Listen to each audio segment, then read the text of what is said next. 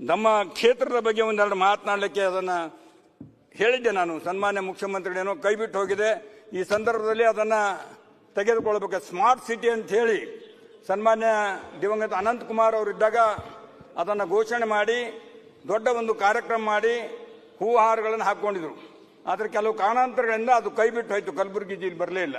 ಇವತ್ತು ಅಲ್ಲಿ ಪರಿಸ್ಥಿತಿ ಏನಾಗಿದೆ ಅಂದರೆ ಕುಡಿಯುವ ನೀರಿನ ಬೃಹತ್ ಪ್ರಮಾಣದಲ್ಲಿ ಇವತ್ತು 10 ಲಕ್ಷ ಮೇಲ್ಪಟ್ಟು ಏನಪ್ಪ ಅಂದ್ರೆ ಅಲ್ಲಿ ಜನಸಂಖ್ಯೆ ಇದೆ. ಸನ್ಮಾನ್ಯ ಸಭಾಧ್ಯಕ್ಷರೇ, ಅಂತ ಒಂದು ಜನಸಂಖ್ಯೆ ಇರ್ತಕ್ಕಂಥ ಈ ಒಂದು ನಗರದ ವಿಸ್ತೀರ್ಣ ಬಡಾವಣೆ ಹೆಚ್ಚಾಗ್ತದೆ.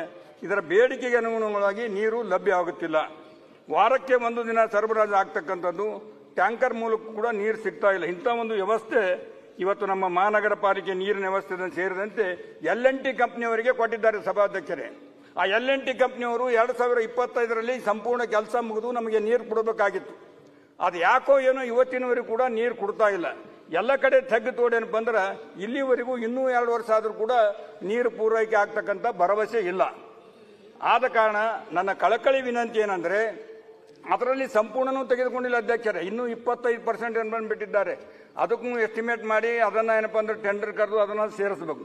ಇನ್ನು ಕುಡಿಲಿಕ್ಕೆ ನೀರಿನ ತೊಂದರೆ ನಾನು ಯಾವತ್ತೂ ಪದೇ ಪದೇ ತಮ್ಮ ಗಮನಕ್ಕೆ ತರ್ತಾ ಇದ್ದೀನಿ. ಭೀಮಾ ನದಿಯಿಂದ ಬೆಣ್ಣೆತೋರದಿಂದ ಬೋಸ್ಗ 3 ಕಡೆಯಿಂದ ನೀರು ಬರ್ತದೆ ಅಧ್ಯಕ್ಷರೇ. ಭೀಮಾ ನದಿ ಏನಾಗಿದೆ ಅಧ್ಯಕ್ಷರೇ, ನಮ್ಮ ಭೀಮಾ ನದಿ ಇವತ್ತು ಮಹಾರಾಷ್ಟ್ರದವರು ಶೀನಾ ನದಿಗೆ ಸುರಂಗ ಮೂಲಕ ಮಹಾರಾಷ್ಟ್ರದವರಿಗೆ ಡೈವರ್ಟ್ ಮಾಡಿದ್ದಾರೆ. ಆ ಮಹಾರಾಷ್ಟ್ರದವ್ರಿಗೆ ಏನಪ್ಪ ಅಂದ್ರೆ ಡೈವರ್ಟ್ ಮಾಡಿಕೊಂಡು ಏನು ಪುನಃ ಭೀಮಾಶಂಕರ್ ಇದರಲ್ಲಿ ಏನಪ್ಪ ಅಂದ್ರೆ ಉದ್ಭವ ಆಗಿ ಅಲ್ಲಿಂದ ಪ್ರಾರಂಭ ಆಗ್ತದೆ. ಅಲ್ಲಿಂದ ಪ್ರಾರಂಭವಾಗ್ತಕ್ಕಂಥ ನದಿ 259 ಕಿಲೋಮೀಟರ್ ಹರಿದು ಹೋಗ್ತದೆ ಭೀಮಾ ನದಿ.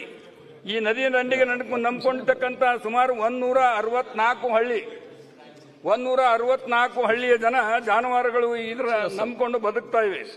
ಲಕ್ಷಾಂತರ ಎಕರೆ ಕಬ್ಬು, ತೊಗರಿ, ಇತರ ಬೆಳೆಗಳನ್ನು ಕೂಡ ಬೆಳೀತಿದ್ದಾರೆ. ಇವತ್ತೇನಾಗಿದೆ ಅಧ್ಯಕ್ಷರೇ, ಈ ನೀರು ಸೊಲಾಪುರದವರು ನಮ್ಮ ಬಚಾವತ್ 1976ರಲ್ಲಿ ನ್ಯಾಯಮೂರ್ತಿ ಬಚಾವತ್ ಆಯೋಗ ನೀಡಿದ ತೀರ್ಪಿನಂತೆ ನೀರಿನ ಬಳಕೆಯ ಪ್ರಮಾಣವನ್ನು ಮಹಾರಾಷ್ಟ್ರದವರು 95 TMs, ಕರ್ನಾಟಕಕ್ಕೆ 15 TMs ಸೀಮಿತಗೊಳಿಸಲಾಗಿತ್ತು. ಸಭಾಧ್ಯಕ್ಷರೇ, 95 TMs ಪೂರ ತೆಗೆದುಕೊಂಡು ಸುರಂಗ ಮಾರ್ಗ ಹೋಗಿದ್ದಾರೆ. ಈ 15 TMs ಕೂಡ ತಗೊಂಡು ಹೋಗಿದ್ದಾರೆ. ಯಾರು ಕೇಳ್ತಾ ಇಲ್ಲ. ಇವತ್ತು ನಮ್ಗೆ ಬಹಳ ಅನ್ಯಾಯ ಆಗಿದೆ.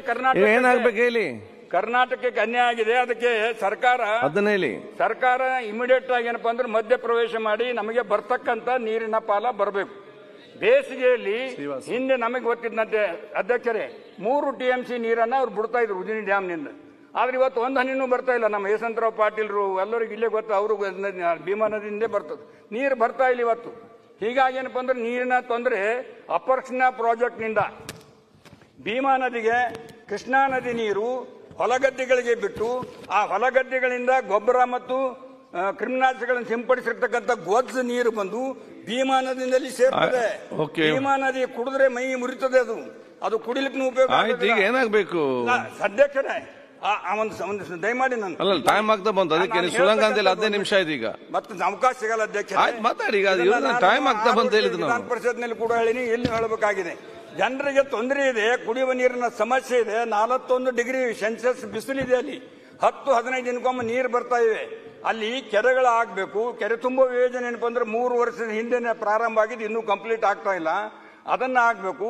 ಅಲ್ಲಿ ಏನಪ್ಪಾ ಅಂದ್ರೆ ಇವತ್ತು ನನ್ನ ಕ್ಷೇತ್ರದಲ್ಲಿ ಸುಮಾರು ನಮ್ಮ ಗುಲ್ಬರ್ಗ 55 ವಾರ್ಡ್ಗಳಿದೆ, ನಾರ್ತ್ ಸೌತ್ ಸೇರಿ 700 ಕಿಲೋಮೀಟರ್ ಏನಪ್ಪಾ ಅಂದ್ರೆ ಆ ಡ್ರೈನೇಜ್ ಕೂಡ ಬಹಳ ಹಳೆ 40-50 ವರ್ಷಗಳಿಂದ. ಅದನ್ನು ಕೂಡ ಬದಲಾವಣೆ ಆಗಬೇಕು. ಮೊನ್ನೆ ಮುಖ್ಯಮಂತ್ರಿಗಳು ಕ್ಯಾಬಿನೆಟ್ ಸಭೆ ಅಲ್ಲಿ ಮಾಡಿದಾಗ ನಾವು ಉಸ್ತುವಾರಿ ಮಂತ್ರಿಗಳು ಗಮನಕ್ಕೆ ತಂದು ಸ್ಮಾರ್ಟ್ ಸಿಟಿ ಮಾದರಿಯಲ್ಲಿ ಸ್ಪೆಷಲ್ ಬಜೆಟ್ ಅನ್ನ ಕೊಡ್ತೀವಿ ಅಂತಕ್ಕಂಥ ಮಾತನ್ನ ಹೇಳಿದ್ರು. ಅದನ್ನ ಬಜೆಟ್ ನಲ್ಲಿ ಬಂದಿಲ್ಲ. ಮುಂದೆ ದಯಮಾಡಿ ಅದಕ್ಕೆ ಕೊಡಬೇಕಂತ ಹೇಳಿ ನಾನು ಕಳಕಳಿ ವಿನಂತಿ ಮಾಡ್ತೀನಿ.